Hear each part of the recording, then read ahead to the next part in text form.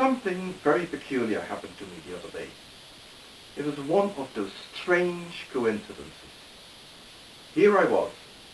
I'd driven down to a place in the middle of nowhere in order to buy something from a little art gallery that I knew there.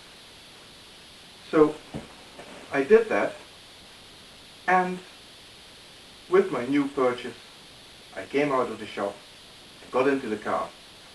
I realized I needed to get some petrol. So very conveniently, the petrol station was just across the road.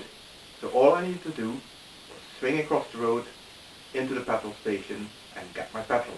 That's what I did. Into the car, started the engine, drove across the road, pulled into the petrol station, turned off the engine, filled the car with petrol, and went in to pay.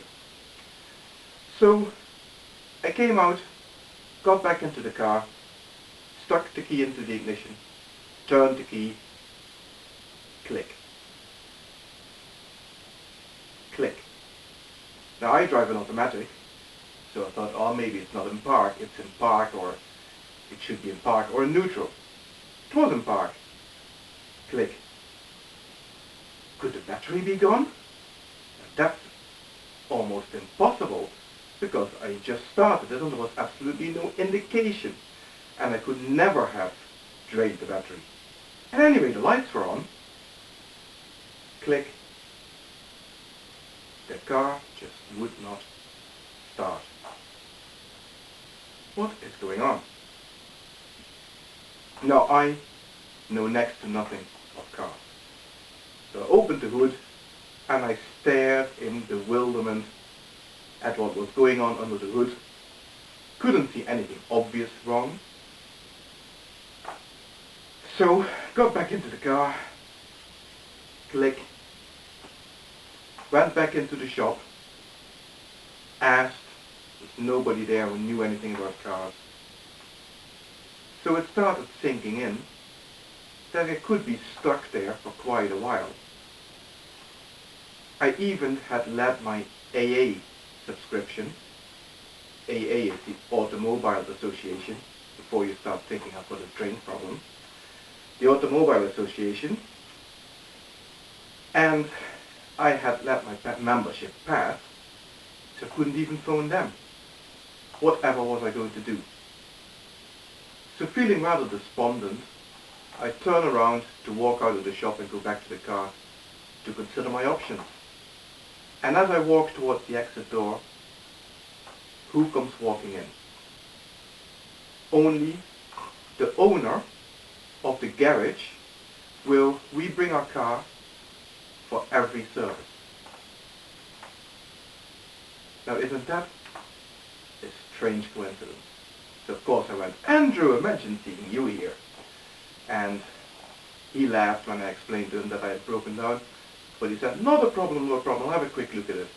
Now it was a very simple little problem. It was a starter engine, it's on the way out, and what can happen is that the electrodes get somehow misaligned or something and it just will not start. And all you need to do, click your key into the start position and hold it there.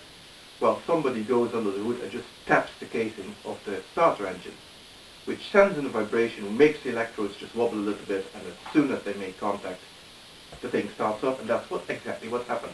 So with one tap, the car started, and we drove it back home. Now obviously, I had the starter engine replaced since, but it got me out of a real fix. Now there's plenty there to be grateful about.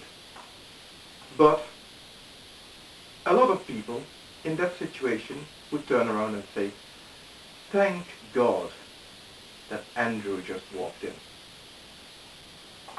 Somebody must be looking after me. Well, of course I don't believe in any gods, but even if I did, if that God would somehow be behind what happened, I would have a bit of a bone to pick with such a God. After all, me being stuck in the middle of nowhere is an inconvenience. Quite an inconvenience. But that's all it really is. A bit of an inconvenience to me. So I would much rather that a God who supposedly looks after people would have spent its precious time saving a few starving children in Africa rather than getting me out of that fix. The fix that I could have got myself out of anyway. Okay, by paying a lot of money, but still. You know, it wasn't a major problem. So I didn't need to be helped by any gods. So if there was a God behind this, I couldn't feel grateful. I would feel deeply upset and annoyed that it would choose to waste its time with me rather than with a much more worthy cause. But that is only one side of the story. I would also turn it around the other way. You see, I am, of course, very, very grateful because I didn't have to spend time stuck in the middle of nowhere, wondering how I'd get home. And I'm grateful to Andrew because he was the one who, by whatever choices he made, happened to walk into the shop when I needed somebody and who helped me out. And I can be grateful to Andrew because Andrew is only a human being. It is not within his grasp, it is not within his ability to solve all the problems in the world. On that moment in time, he could not have saved any starving children in Africa, for example.